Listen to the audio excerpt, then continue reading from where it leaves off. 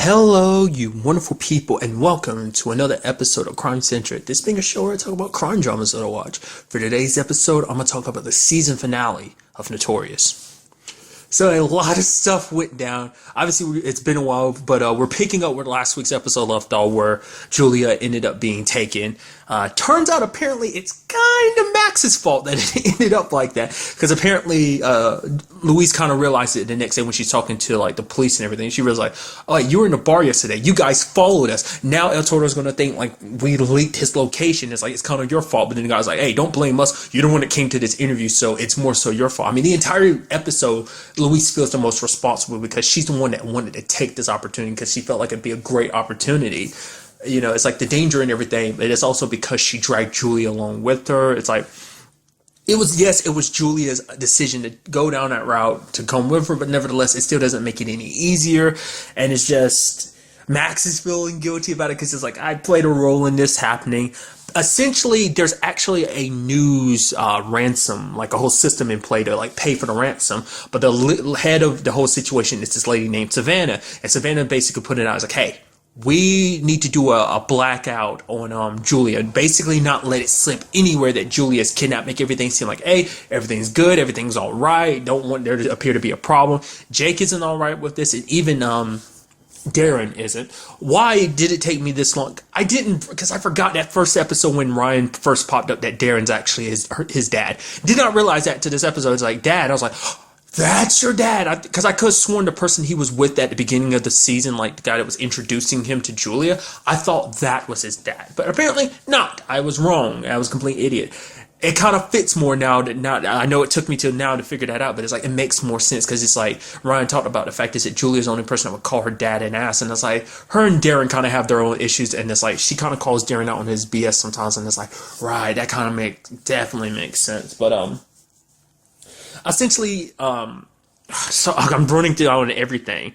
So basically, what ended up happening, the reason why Julia got kidnapped was because of the Federale situation, but also because it wasn't actually supposed to be Julia that got kidnapped. It was actually supposed to be Luis, but they switched rooms and no one knew that. And the guy that kind of like, it came to El Toro, he's like, wait, this isn't Luis. Wait, who the hell are you? You're Julia. Okay, where's Luis? I was like, oh, she was in the room that you said she was. It's like, nope, they switched rooms. It's like, okay, you messed up. Because it's like, I fixed it. It's like, nope. Had him had his, was it his brother, Raul, who interestingly enough is the actor who played Eli on Agents of S.H.I.E.L.D., another ABC show. So seeing him in this, I was like, wait, what? That's crazy. Nevertheless, it's like, had him take him out back and put a bullet in his head. I was like, poor dude, for a simple mistake like that. But it's just kind of like, that, you know, that was kind of the whole point of bringing them there, and it's kind of like, get his message out there, get his interview. So it's like, the guy completely screwed up his plans because it's like, the kidnapping made a lot of noise, so the police are all on top of it and everything. So it's like it screws everything up. Then you had basically everyone at the network working with Luis, because essentially at first it's kind of like, hey, screw what Savannah says. We got a plan in action where it's like, okay, we're going to get everyone to talk about Julia, kind of praise Julia, show that she's a good person and whatnot. And it kind of works. They start listing off these different people, guests, you know, to talk about just how good she is. And then Savannah finds out, is like super pissed about it. She fires Darren on the spot, and it's like, okay, why are you still here? Ryan chases after his dad. He's like, hey, Dad, are you okay? He's like, no, she did the right thing. This is her job, and she had every right to fire me. So he's like, with Ryan trying to ease things up, you know, because there's always been tension between him and his dad. Like, him and his dad have not talked this entire season so far. So this is our first interaction. And he says, as he's talking in the past, it's like, he's obviously has his beef with his dad, but it's like, I'll be there for Sunday dinner. He's like, okay, I'll be glad to see you. So, kind of ending on a good note there. But at the same time that's happening, you have Luis being like, okay, I'm going to try and work on my end. It's like, I'm going to report from here and, like, you know, get even more, like, you know, people on Julia's side. Because it's like, if you kind of appease to the person that's holding them, then essentially that will kind of ease tensions and that person will kind of be returned. They're more likely to, if you kind of, like, kind of talk to them as a person, like with your concerns, and try to talk to them heart to heart, essentially, to kind of get them more in favor to kind of let the person go rather than straight up killing them. That didn't work because Luis, the whole van and situation, the whole equipment setup was immediately shot up like the moment Luis was about to get started, because it's like, I mean, I guess they didn't want to take any chances. Kind of want to keep it low key because really he's just. I mean, because you would think that would have been a perfect opportunity to kidnap Luis, but I guess that would have been too much trouble and whatnot. But I guess it was just a lot easier. Not unless that was something completely separate. I mean, there's the possibility because crimes just happen on a regular basis, but it's too coincidental for it to happen like that. For it to just be specifically aimed not at a person, but the equipment and stuff like that, the van and the camera and stuff like that. So. Then you also had Jake making his way down there as well. It's like, yo, I'm gonna get Julia back. Because, you even have Max trying to make things up, helping out too, because this is all kind of connect. They're like, okay, what we're going to do is make an exchange. Julia for El Toro or Carlos's nephew or Raul's son. And essentially the nephew's like, no, you can't let me out of here. You can't trade me for him. It's like, dude, he's going to kill me. That's the reason why I've stayed here. I'm fine with being in jail because it means he won't get to me. It's like the moment you trade me with him, like my uncle is not going to hold up his end of the deal. It's like he's just going to use that as an opportunity to kill you as well as your friend is trying to make the deal. He'll kill him on the spot, which, would not be a very good thing, obviously.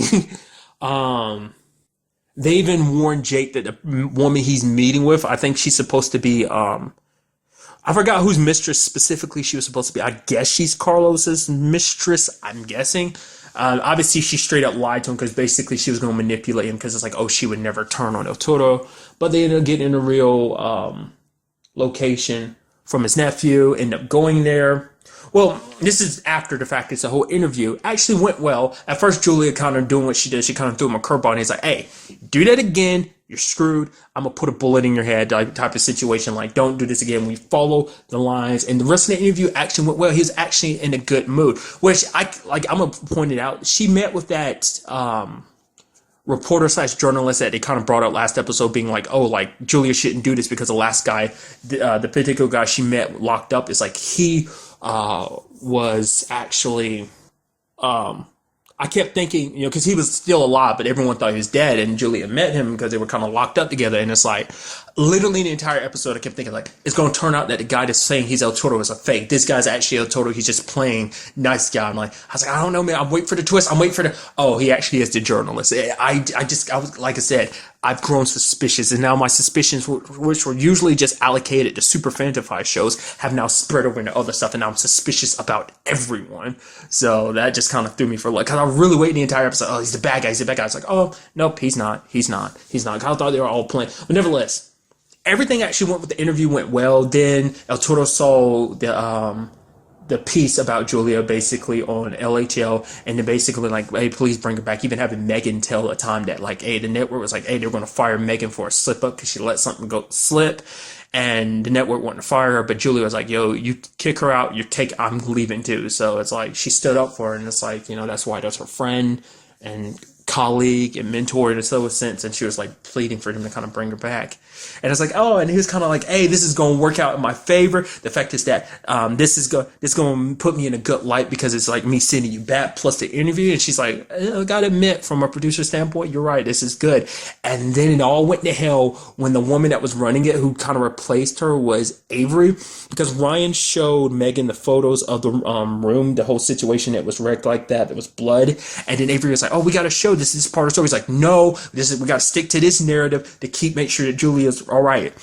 Avery didn't stop it. Like, I thought it was like, okay, she's gonna pop up the pictures, and I know it because she's so passionate about it. And it's like, no, she didn't stop there. She went out of her way, but like, oh my god, the fact is, talking to you, El Toro, you're a coward. You're blah blah blah blah. What kind of monster takes? I was like, it was like, just because I could feel it. I could feel the cringe hitting me. I was like, oh my god, Avery, you idiot! Why would you do that? And then Megan's like, Avery, you. In fact, essentially, paraphrasing, you idiot, why would you do that?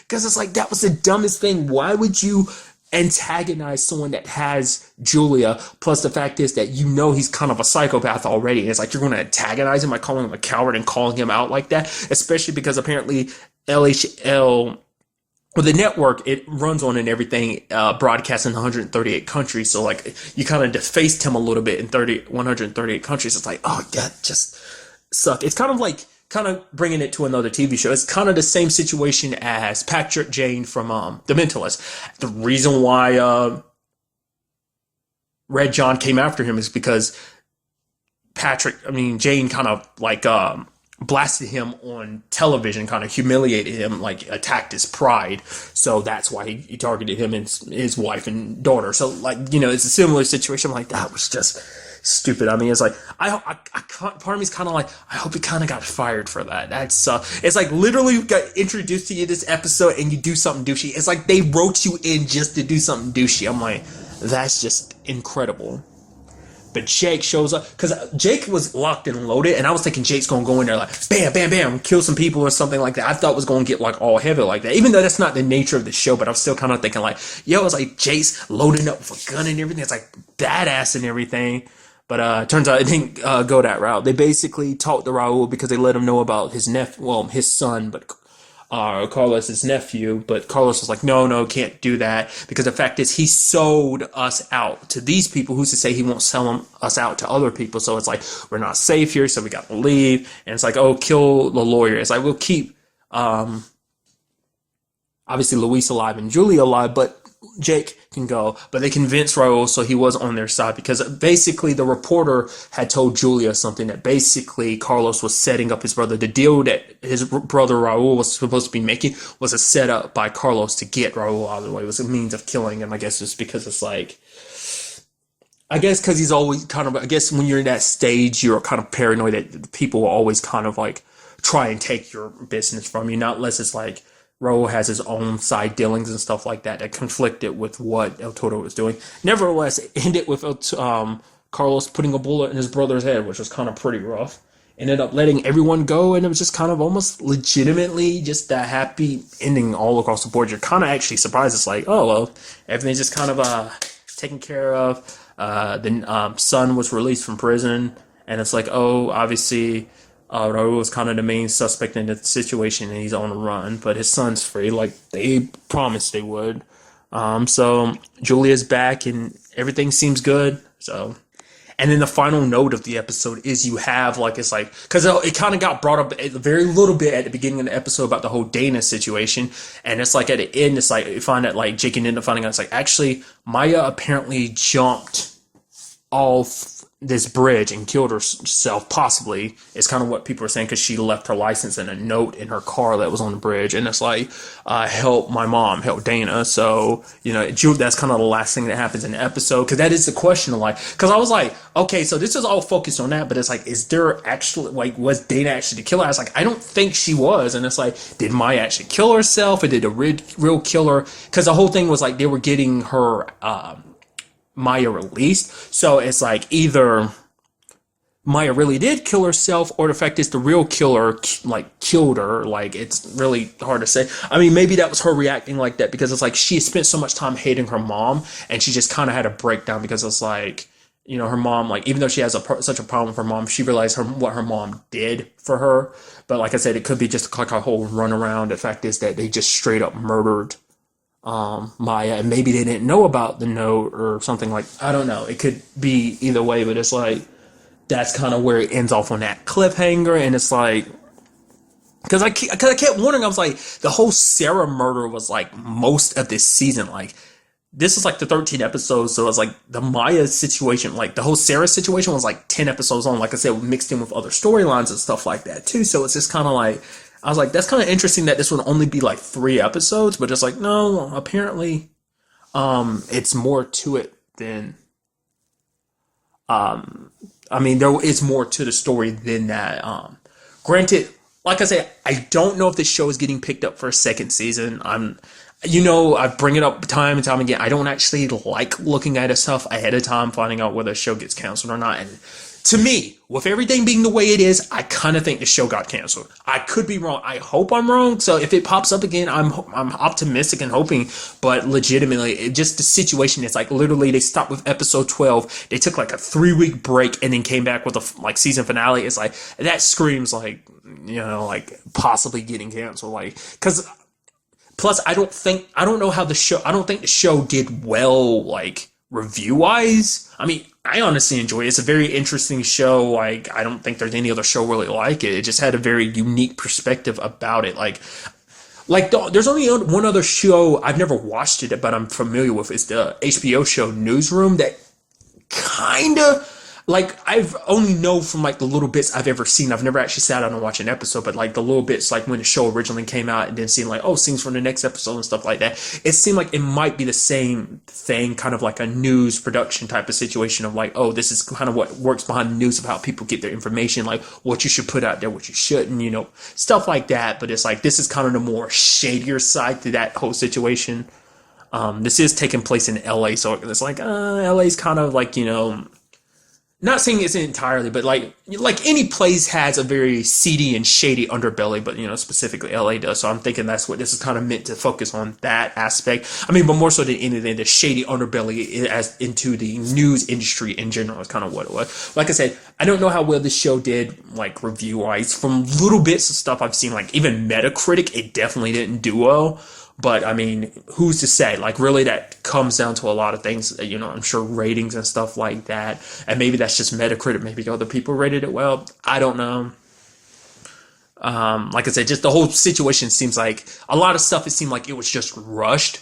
So I don't know. There wasn't any word of like, return when Notorious comes back for the next season or whatever. So I'm kind of leaning more to that way, which I'm a little sad because it's like that's the storyline that I would like to kind of get a conclusion to, especially because it's like if Maya is dead, what that means for Julia, what it means for Dana, but definitely what it means for Julia too, because it's like she cared about Maya, she kind of raised Maya too, and what that means for her going forward, that she's 100% invested in this case, even more so than she was already invested, but she's invested even more so because she's going to probably figure out like, oh, Maya didn't kill herself, there's got to be more to this than that, like, or even that basically someone else is to blame because Johnny ended up getting killed, that ended up pushing Dana to confess, ended up pushing all this, like all this came to light because of that whole situation. So I don't know, like I said, I hope it doesn't get canceled, but like with the whole circumstances, it's just one of those things where it's like you kind of feel like it did. So like I said, I hope I'm proven wrong, but yeah.